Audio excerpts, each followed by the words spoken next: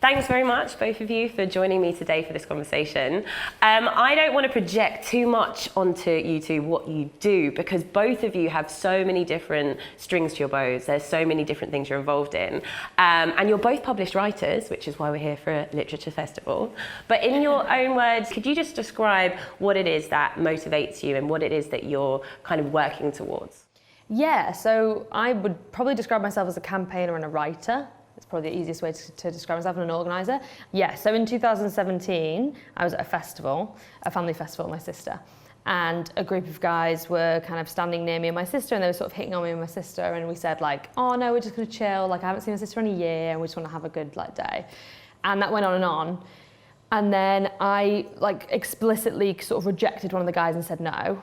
And what that led to was one of the men taking photos of my crotch on my skirt with his phone and then sending them to all the guys around me in the group. And I saw the photo and was like totally humiliated and super like upset.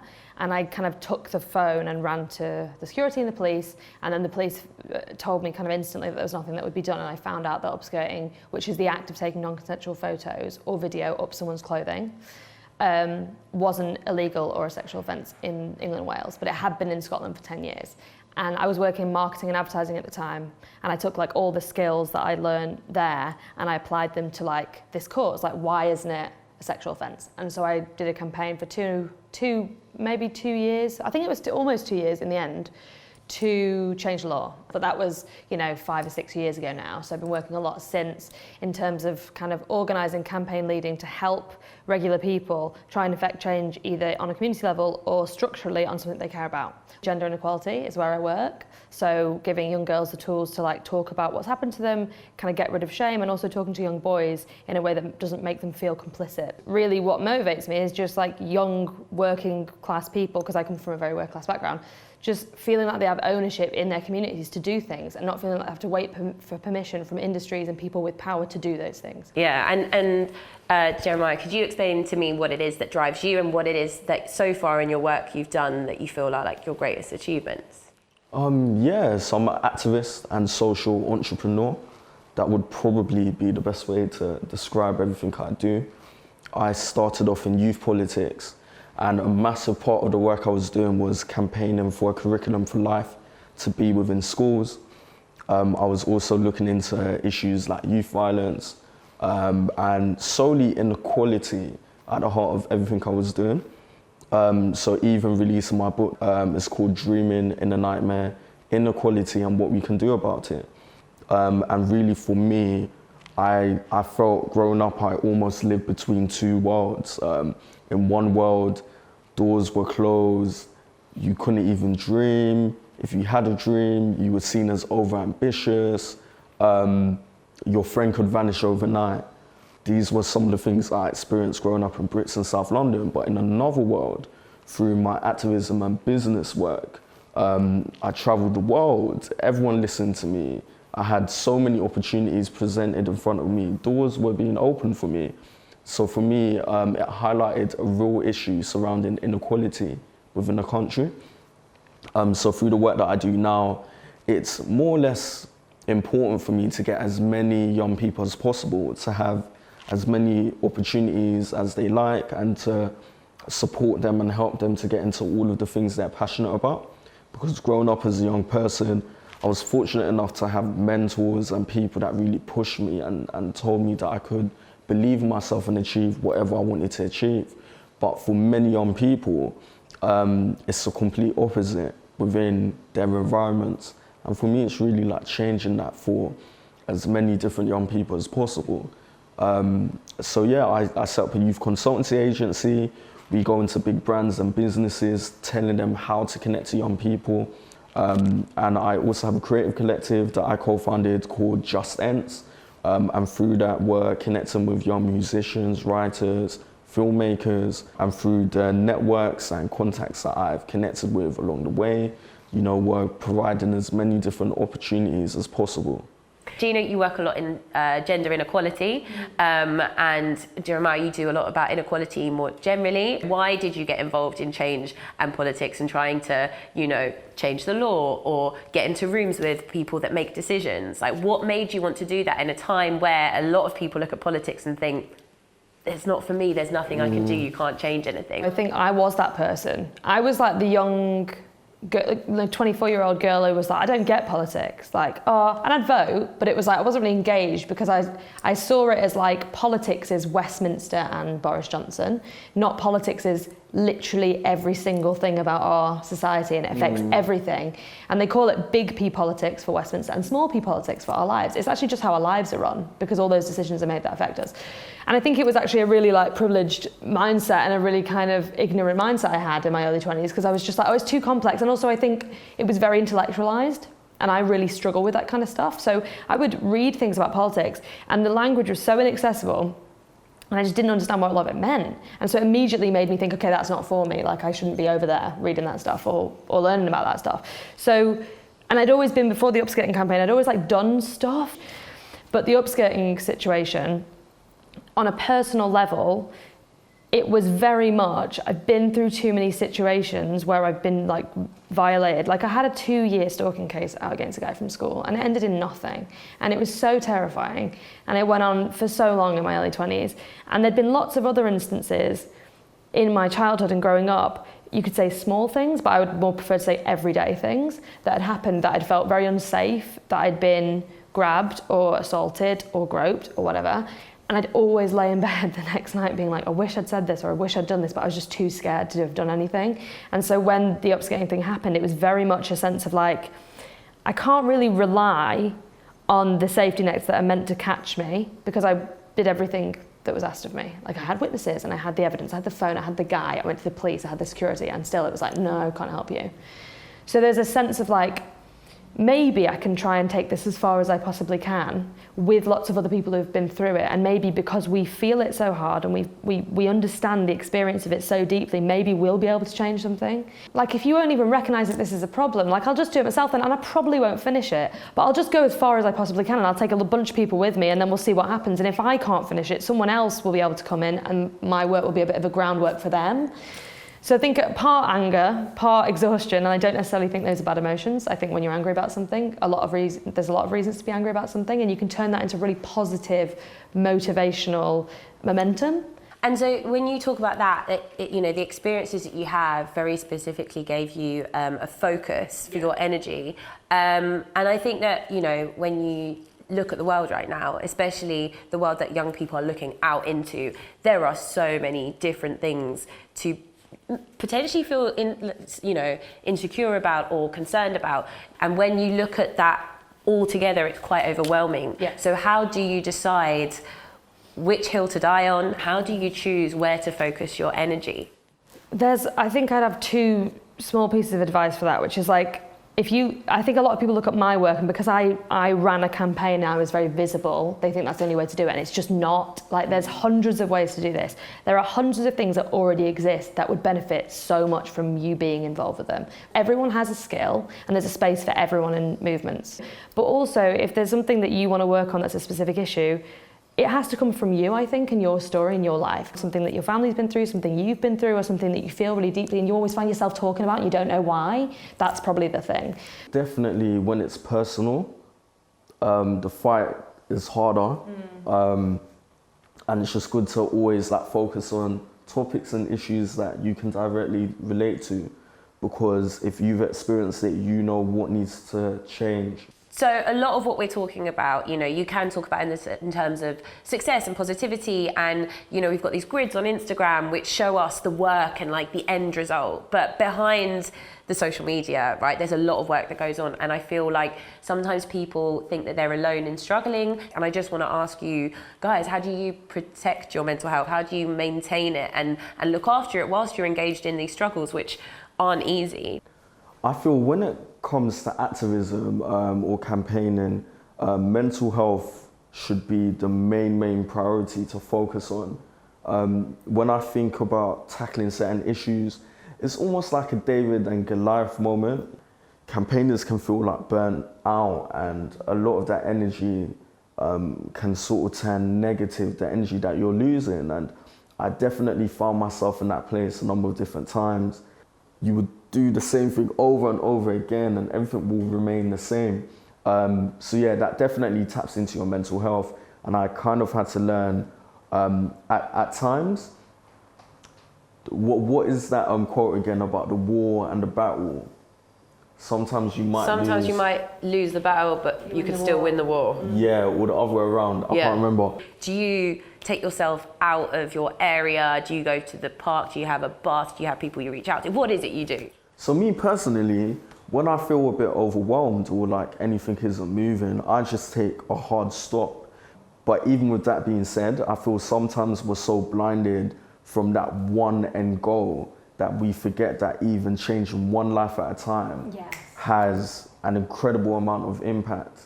I wanted to end all of these issues in my community without realizing that I can work with someone to change their situation, and then that person can then do the same to 2 other people. That was something that I generally overlooked, because at the end of the day, you can only change the world with one person at a time. Really good tip is what I do, is I go back to the things that all the way through my life I've always done. Before I was the activist or the campaigner, so I have always drummed since I was 4 years old, because my dad's a drummer. And so I've always played drums and I've always painted. I take time off when it gets really bad. I do the same thing. During the law change, my lawyer Ryan said, you need to take, because I was working full time while I was doing the whole campaign in advertising. So I was just exhausted. And he was like, you need to take time off, because the thing you're trying to do will just happen 3 days later if you take 3 days off. Jeremiah, in your book that you've done, one of the opening chapters is about identity, and you talk about meeting Lord Hastings, right? So Lord Hastings, he asked you a question, and the question he asked you was, who are you? Could you explain a bit about what that question means and what your answer turned out to be to that? Yeah, so big up Lord Hastings, a massive, inspiration of mine. I went off on a riff, sort of saying, I do this, I do that. I've been involved with this, I've been involved with that. I've got an honour from the Queen, just so many different things. And then he came back to me saying, I didn't ask what you do, I asked who you are. And I remember receiving that question from him, and I couldn't reply for 3 days because I literally had no clue who I was. Whether that was my experiences growing up, having a loving mother, being within certain environments to actually mold me into who I was. These are some of the things that I was thinking about. So I remember going back to him. I'm Jeremiah. I think I was 16 or 17 at the time. I've been disadvantaged, but I strive to overcome. I want to give back and change the world around me, regardless of my environment. I'm passionate about, elevating and empowerment and supporting those people around me. And I'm love. Love is a very important word for me as well. And I remember going back to him and he was like, yeah, that's what I asked, who you are. And Gina, how would you respond to that question? Who would you say you are? I guess it's about the foundation of where you're coming from. Yes, and that's such a good question, because someone asked me this recently and I did exactly the same thing. I went to achievements, and I also went to labels. So I went to daughter, friend, sister, so what I was in proximity to other people.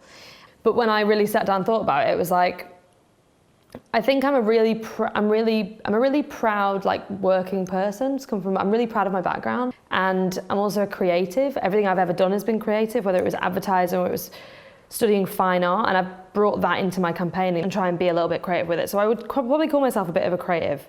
I'm a good friend, and I'm someone who just wants people to be okay, just want things to be easier.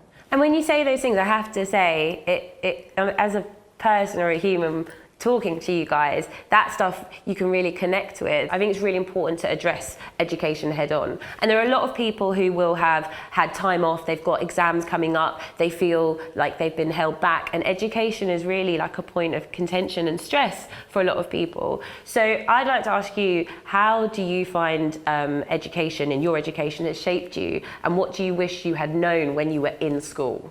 In school was very creative, and I come from a family where My mum went to uni at 40, like neither of my parents went to uni, and my mum retrained at 40 to go and get an education, which I found so inspirational, and my dad wasn't there, he was working away. My mum would like take me into uni when she was doing lectures and stuff, and I was like 4. And so I would see my mum like learning, irrespective of my dad, just like being her own person. And my sister was wildly academic. And I was really good at art and drama and all the creative stuff, and I loved it. And so I actually really enjoyed school, and I was really happy with not being like an AA student like my sister. But I really struggled in school as well, because I was bullied really badly from, and like physically as well as sort of mentally, from a very young age, because I had a birthmark on my face. And I just remember feeling so aware of how I looked as a young girl, of like how people perceived me as a young girl, whether I was like pretty enough. And when I look back, I was like, you were like 10.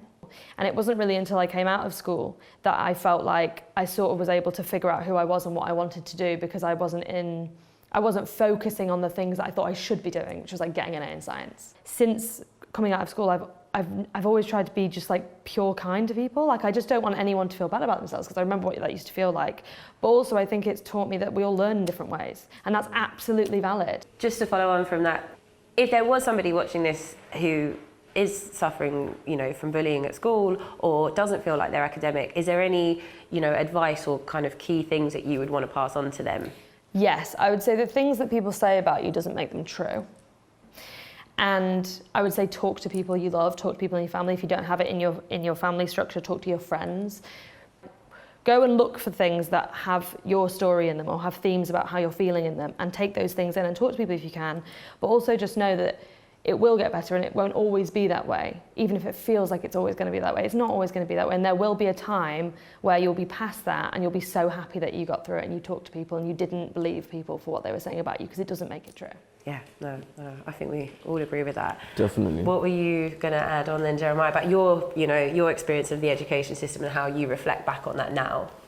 You left school at 18, didn't you? Yeah, so in terms of my mum, she also used to give me this advice, and it was, if you do the sweet things now, the future will be sour. But if you do the sour things now, your future will be sweet. Again, in terms of academic, I wouldn't call myself the most academic person, but it was all about the effort that I was putting in. I'm not gonna lie, I didn't really understand it. Mums have a way, don't they, of saying things that make sense later, and then later on you're like, yeah, exactly. The most important thing I feel was effort, and it's just important to put as much effort in as possible. And your grade doesn't define you, and your grade doesn't tell you who you are. Going back to the last question, but the really important thing was really listening to that phrase, because what I noticed is, when I would do the sweet stuff, when I'm supposed to be revising, maybe doing that, or playing out with friends when I don't really need to be playing out with friends, but long term, I'm missing out from studying. School is so fast, and what I felt would be amazing to know when I was going through the school system is get through the next 5 years, year 7 to 11, and you will enjoy the rest of your life. Literally, just put your head down. You don't need to have too much fun. Focus on what you need to get done. And after year 11, you can live your life. It feels like it's going to last forever, but it just doesn't. Yeah, it doesn't. And even now, I do definitely have some regrets. I think the other thing for me, everyone's path is very different. I decided not to go straight to university. I was offered a full scholarship to go to university to study law. Was I interested in law as a career path? No. Was I happy that I wouldn't be in debt after going to uni by accepting the scholarship? Yes. But when I had a conversation with an amazing lady called Essie, who created a wealth of opportunities for me. Essie is the CEO of a charity called Big Change. It's an educational charity. And she offered me a year internship to go and work there, and I was really passionate about education. She had posed a question to me, Jeremiah, do you want to become a lawyer? I said, no. Like, if I need one, you could hire one. Are you interested in law? No. So why are you doing it? Because it's a free degree, literally. And after our conversation, it really made me think that, again, it might seem as a great opportunity because again, my family couldn't at all afford for me to go uni. I would have sat through the next 3 years not being happy about doing it at all. But then there's another young person out there who loves law and would love to have a full scholarship to go and study it. And a lot of people thought I was crazy, like honestly. But it was really being true to myself. So those are my 2 pieces of advice. Number 1, don't do the sweet stuff now, do the sour stuff so your future can be sweet. And number 2, be true to yourself, especially when you're thinking about your future. That's a positive way of looking at it. And I guess it's about creating those opportunities. You had to apply to try and get the bursary. Yeah, in the first And then place, you created the opportunity, and then you could decide, is this the opportunity that I want? And it's making the choices. Great, well, thanks so much for listening to this talk. I hope there was something positive and constructive that you could take away from it. That's the main aim of it. And yeah, hopefully I'll be speaking to you guys very soon. The books are available at Waterstones through the Manchester Literature Festival for anybody that would like to read what Gina and Jeremiah have written. I can highly recommend both books.